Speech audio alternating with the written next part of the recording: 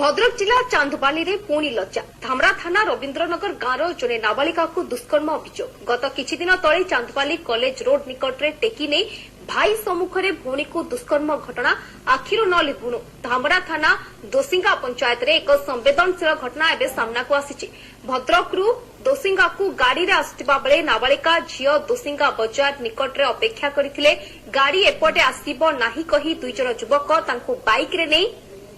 DI road रे छाड़ी देबाकू कही दुष्कर्म करथिले जने महिला को देखि अभियुक्त माने घटनास्थल रे खसी जाइथिले नाबालिका घटना संपर्क रे घरे जणाइबा परे धामरा थाना रे अभियोग करा जाइथिला पुलिस दुई अभियुक्त को अटक रखी पचरा उचरा करुछि सेपटे नाबालिका को डाक्तरी माइना पई भद्रक मेडिकल को पठा जाइछि।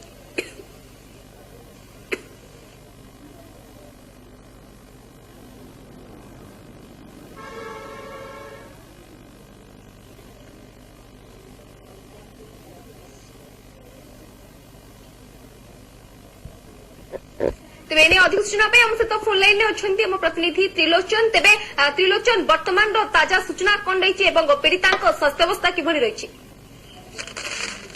रूपाली अति लज्जा घटना जे धामरा थाना अधीनस्थ दोसिंगा पंचायत जे रवीन्द्रनगर गाँव में नाबालिका दुष्कर्म जे दुई जन बर्तमान धामरा थाना अटक अच्छे कहवा गले बस आसूला बेले भिणे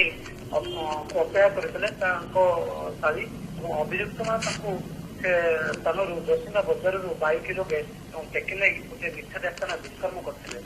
कहवा गले अति लज्जाजनक घटना अति अमानवीय घटना जे गत 4 तारिख जो घटनाटी जे मनोर नलिभुणु दुर्गत मैंने जे चांदबाली कॉलेज रोड निकट झाऊ बण दुष्कर्म घटना घटना जे ओडिशा सारा चर्चा भी होता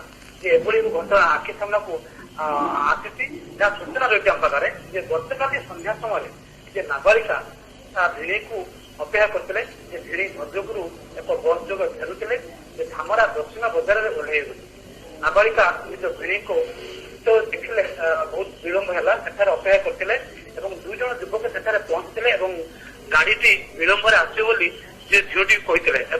गाड़ी से हर्ष पारे एक कहते एम कही सारी कहले जे तुमको नहीं छाड़ी आसबू नहीं डीआई रोड निकट में नाबालिका जनक से स्थान बाइक जोगे बाइक बसी एक नीला स्थान पहुंची से जो घटनास्थल जिते दुई जन युवक से पहुंचते झीटा से जगह से जगह जन महिला से जगह को आसी जो टर्च मार्ते से जगह सन्देह कले जगह कहीं गोटे बाइक अच्छी गोटे पुओ झील कौन रही देखला बेले ये जो पार्टी कले कौन कौन खराब काम कर अभियुक्त फेरार होते नाबालिका जनक एक घटना स्थान बाहरी जाते से घरे जाकि कथा प्रकाश करते परिवार लोक आसिक धामरा थाना एतला देते पुलिस दुई जन को अटक रखी पचराचा जारी रखी जहाँ सत्यासत्य घटना प्रकाश पाइब पुलिस पक्ष आशा रखा बर्तमान दुई जन ना जहाँ मामला रुजु कराई झील को डाक्तर माइना पठा सारी तेबे त्रिलोचन बारंबार एमती घटना देखा मिलूँ जदि देखा तेबे पूर्वर चांदबाली कॉलेज रोड निकट रे जने नाबालिका को टेकी नहीं भाई सम्मुखें पुणी को दुष्कर्म कर पुणी वर्तमान से भली एक घटना सामना को आसी तेबे एने किछि पुलिस कार्यानुष्ठान रे कौन क्षेत्र में किछि शिथिलता रही जाउछि कि हाँ कहू गले जो पूर्वर जो 4 जन आसामी जो झाऊबण निकट भाई भौणी की उठा नहीं भौणी की दुष्कर्म करते भाई की बांधी पकड़ते पुलिस गिरफ्त कर कोर्ट चालन करता बेले एमती एक घटना जोड़ा आसी बेसी अति चांदबाली अति लज्जाजनक घटना सामना को आसी पुलिस पेट्रोलिंग जारी रखी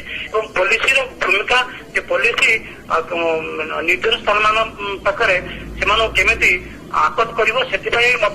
पुलिस एवं प्रचेषा चलाई रखी एसपी एसडीओ आईआईसी ଏବଂ ଏଥିପାଇଁ ସମ୍ପୂର୍ଣ୍ଣ ଭାବେ ନଜର ରଖିଛନ୍ତି ଆଉ ଏଇ ଯୋଉ ଘଟଣା ଏମିତି ବାରମ୍ବାର ଘଟୁଛି ଏ କାହିଁକି ଘଟୁଛି ଏହା ଉପରେ ସମ୍ପୂର୍ଣ୍ଣ ତଦାରଖ ମଧ୍ୟ କରିଚାଲିଛନ୍ତି। ତେବେ ନାବାଳିକାଙ୍କ ଡାକ୍ତରୀ ମାଇନା କରାଯାଇଥିଲା ଏବଂ ସେ ନେଇ କିଛି ରିପୋର୍ଟ ଆସିପାରିଛି? ହଁ ଏ ବିଷୟରେ ମଧ୍ୟ ଆମେ ଯୋଗାଯୋଗ କରୁଥିଲୁ। ପୋଲିସର କହିବା ଅନୁସାରେ ବର୍ତ୍ତମାନ ପ୍ରୋସିଡିଓର ବର୍ତ୍ତମାନ ଚାଲିଛି ଯେ ବର୍ତ୍ତମାନ ଆମେ ତଦନ୍ତ ଚଳାଉଛୁ ଯେ ମୁଖ୍ୟତଃ ଆସାମୀର ସତ୍ୟାହିତ ଘଟଣା ରିପୋର୍ଟ ଯାହା ଯେହେତୁ ଆସିନାହିଁ ଆମେ ଜିନିଷ ତାପରେ ନଜର ରଖୁଛୁ। ସତ୍ୟାହିତ ଘଟଣା ଆସିଲା ପରେ ଆମେ ସମ୍ପୂର୍ଣ୍ଣ ଭାବେ ଏହାପରେ ଖବର ଦେବୁ। ବହୁତ ଧନ୍ୟବାଦ ତ୍ରିଲୋଚନ ଆପଣଙ୍କର ଅଧିକ ସୂଚନା ପାଇଁ। ଆମ ସହିତ ଫୋନ୍ ଲାଇନରେ ଥିଲେ ଆମ ଚାନ୍ଦବାଲି ପ୍ରତିନିଧି